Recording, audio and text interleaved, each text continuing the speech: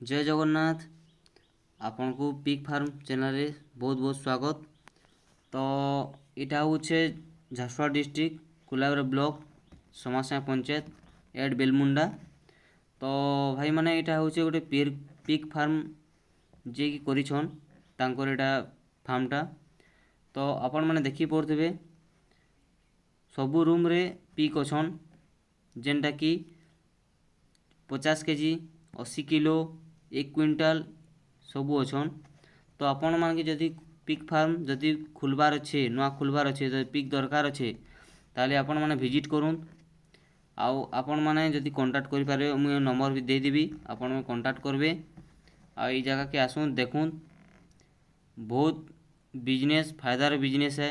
आपण माने देखुन तरे विजिट करूँ कॉल करिकरा पचरे पारूँ पिक अच्छे नहीं सब कांटेक्ट मिली जिबा। तो आपण माने आसुन आ विजिट करूँ।